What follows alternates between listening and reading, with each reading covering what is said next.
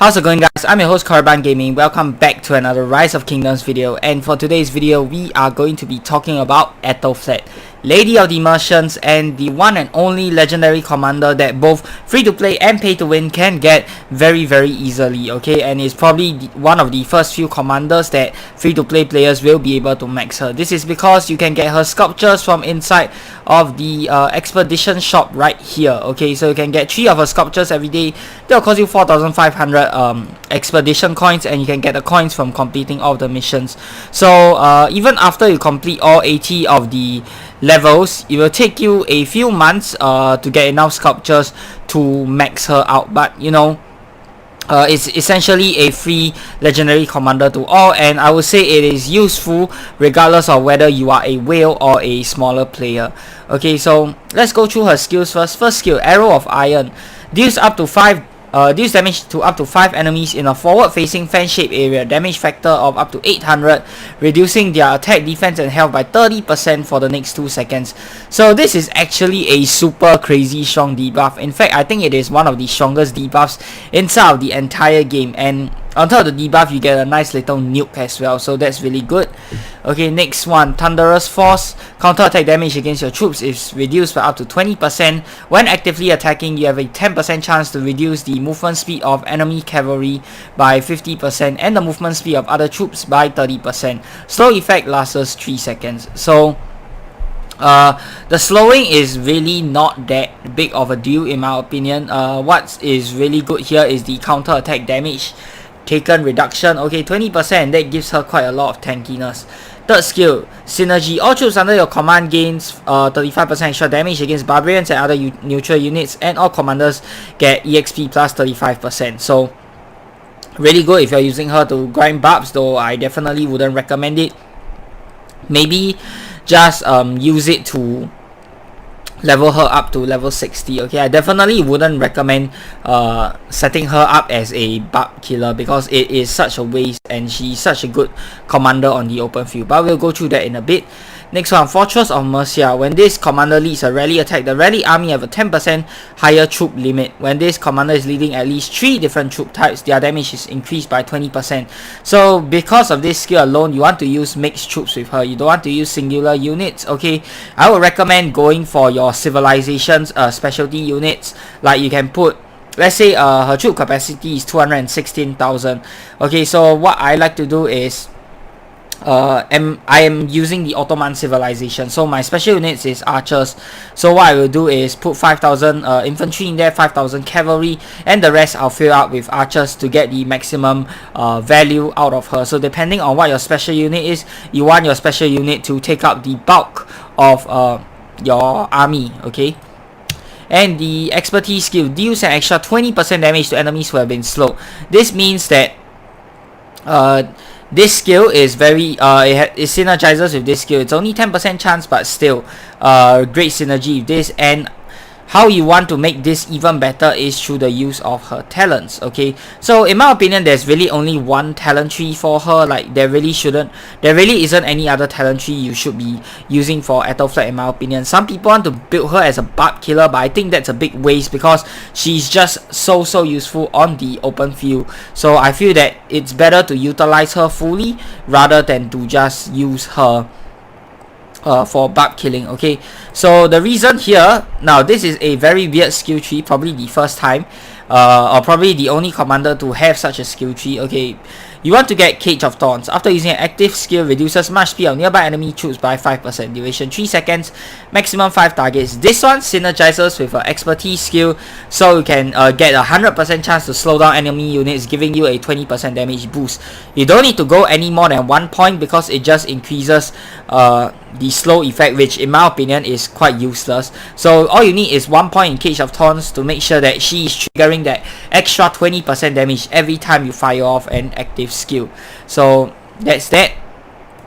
Peacekeeping, you want to put your last point in here for the extra march speed. This is very good because mixed troops are definitely the slowest march inside of the game, even slower than infantry. So you definitely want to put march speed. Give her a little bit of march speed for that last point, you know. Okay, and for leadership, okay, you want to put fresh recruits. This gives you more troop capacity because you will be using her as a primary commander, so this is quite important. Okay, armored to the teeth, this one, because you want to use mixed troops with her, you can get a little bit of extra tank, and armed to the teeth gives you a little bit of extra damage since you are mixing troops with her. Now this one, healing herbs. Okay, if you are pairing her with a secondary that can heal, then go for the right side of the path here.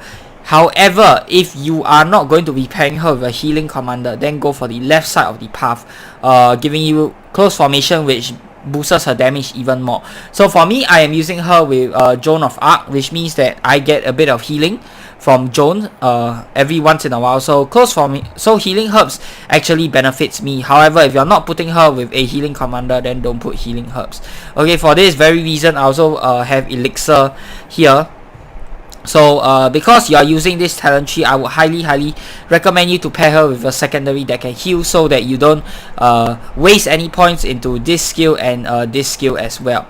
Okay, this one gives you a lot of tankiness, which is very good. After using a skill, increases troop defense by 20% for the next 2 seconds. So this, in my opinion, is the only talent tree they should have for Aethelflaed.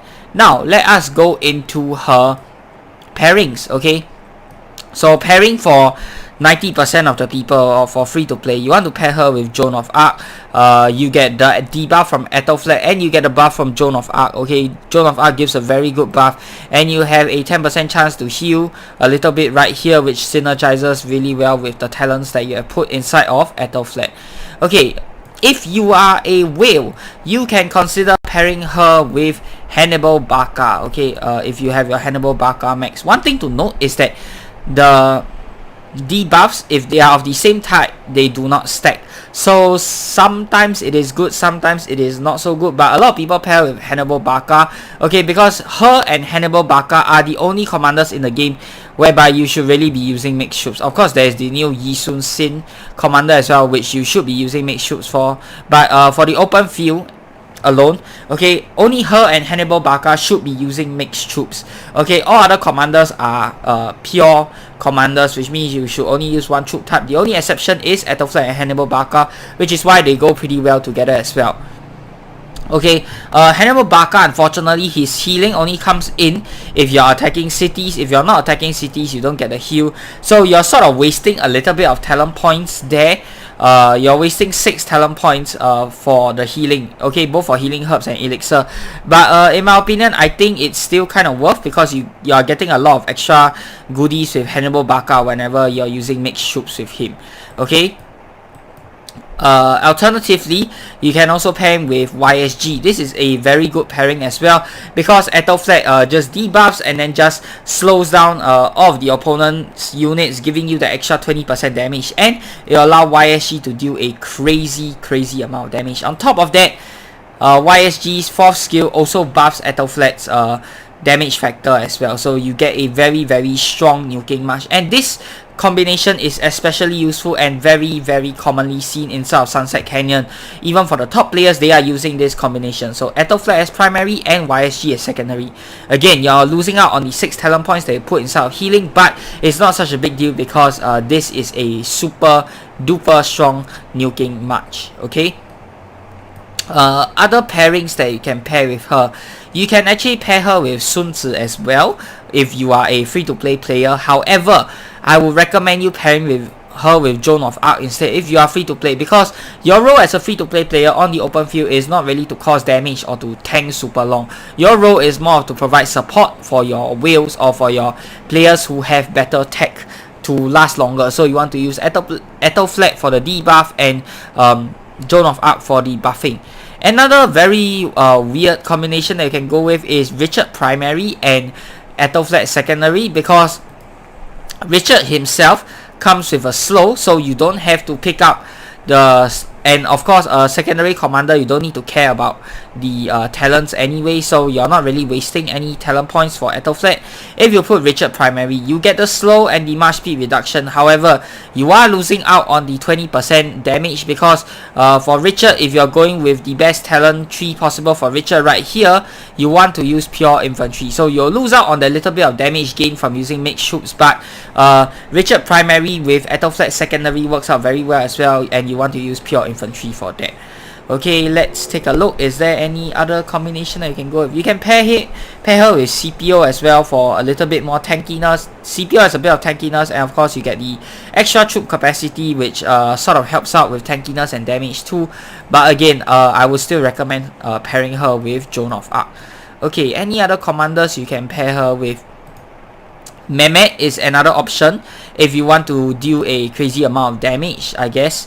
Again, this is not such an ideal pairing, but if you don't have anything else and you only have a Mehmet for pairing, then you can pair with Mehmet. Okay, that will work pretty well, but you know, you're still losing out on the healing, so that is a little bit unfortunate. You may want to put Mehmet as primary and Aethelflaed as secondary if that is the case. This is a pretty decent combination for rallying cities. Alternatively, you can pair her with Frederick. Frederick, you get the healing here. Okay, so you can put Frederick as primary or as secondary. Personally, I will put Frederick as primary because the skill tree is way better. Okay, so this is a Frederick Aethelflaed combination. Mixed troops if you are rallying cities. This works pretty well as well. Okay.